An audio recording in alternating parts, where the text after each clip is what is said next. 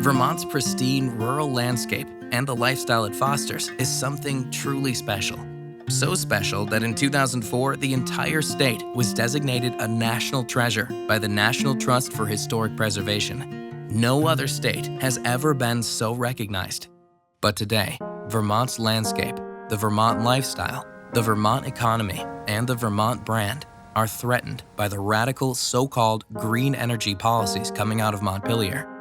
Policies designed to industrialize our ridgelines and pasture lands, and policies designed to deny local control over zoning and land use planning. This destruction is being done in the name of saving the planet from global warming. But in reality, these policies will have zero impact on global climate trends. Instead, they will harm our local ecology, foster crony capitalism, raise the cost of living, kill jobs, and turn Vermont and the Vermont brand into something unrecognizable. So the question remains, why are we doing this? Vermont has set some very ambitious renewable energy goals, 75% by the year 2032 and 90% by 2050. And that includes transportation fuels, home heating fuels, the kind of petroleum products that we're using today. So there's going to be some major shifts in how our economy works, where our energy comes from, the cost of energy. Currently, Vermont uses 6,000 gigawatt hours of electricity per year. To meet the mandates passed into law in 2015 that Vermont gets 75% of its current electricity usage by 2013, it will require doubling the amount of renewables we have today by 2018, tripling it by 2021, quadrupling it by 2024, quintupling it by 2027, sextupling it by 2030, and octupling it by 2032. And this is just the beginning.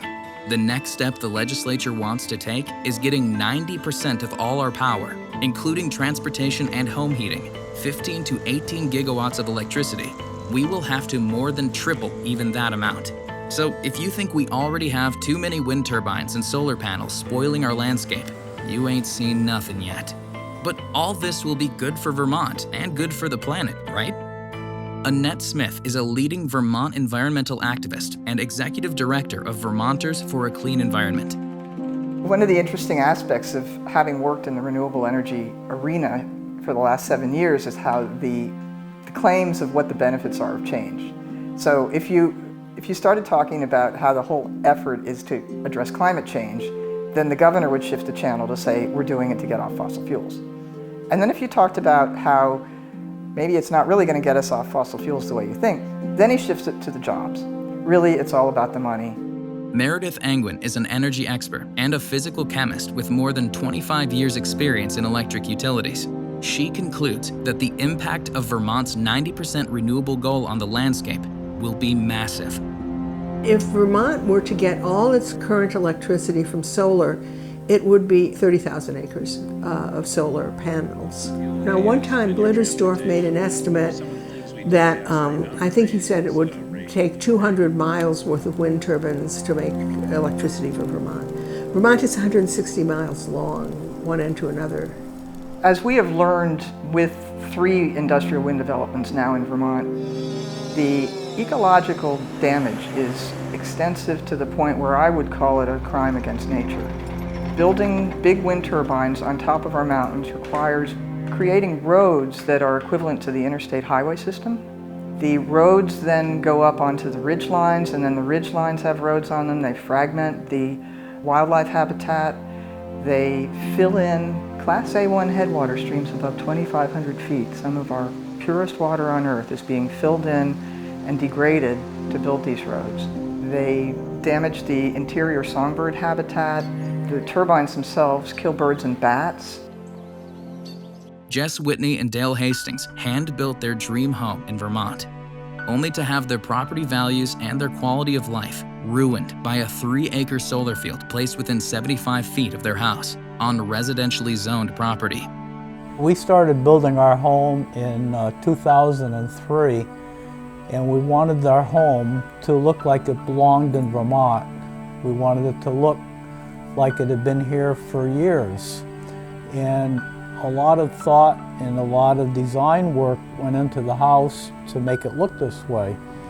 With this solar system going in next door, it's like it's diminished everything that we wanted here. Industrial wind turbines are even more destructive to people and property. Annette Smith has worked with homeowners who live in the flickering shadows and noise pollution created by these 400-plus foot towers. The people who live around wind projects are being exposed to a new form of pollution, noise pollution. The health effects of all of this: headaches, nausea, ringing in the ears, sleep disruption, cardiac issues. Wake up in the middle of the night having a panic attack, can't get back to sleep, and heart racing. If the developers estimate that 200 miles of wind towers are necessary to meet Vermont's renewable energy goals, a lot of Vermonters in a state just 154 miles long will be living in the shadows of these towers. Adding to the dissatisfaction and frustration Vermonters are feeling is the fact that local communities have no control over where these projects are placed. The Public Service Board, a group of unelected appointees by the governor, has final say over where these facilities wind up, even if local communities overwhelmingly object, and even if the projects violate local zoning ordinances. Last summer, we had taken a trip. We had a certified letter waiting on our mailbox when we get home, stating that they were going to put in a solar array next door. The sad part of the whole thing here is that the local law people's select board, planning board, zoning administrator have no say whatsoever in what happens here. It's above and beyond them. There's nothing that they can do. If it can be done here on our property, right next door, it can be done on anybody else's in the state of Vermont. It doesn't matter where you live. If they want to do it, they can do it. The Public Service Board, in my opinion, is an abusive process. It has completely failed to protect the public from the noise and health issues. They've lost credibility and have very little integrity with Vermonters because of the way they are rubber stamping everything. To a person, everyone who has participated at the Public Service Board on wind has come away saying it's as though we weren't even there. All of this industrial development costs money, and a lot of that money comes in the form of taxpayer and ratepayer subsidies. It's about the revenue. And this is why the legislature has been laying the groundwork for the past 2 years to pass what will ultimately be a $500 million a year carbon tax.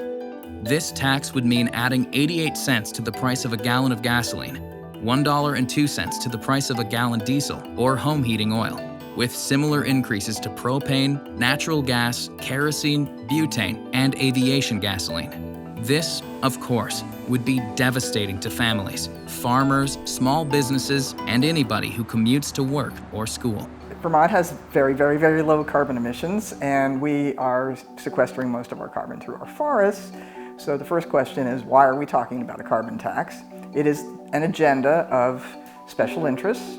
10% of the revenue generated by the carbon tax is earmarked for the pockets of big wind and solar developers, who also happen to be very large political donors. I think that this whole business of solar goes way beyond politics. It doesn't matter whether you're a Democrat or a Republican. I don't think anybody really wants a solar array put right next to their house like what we have.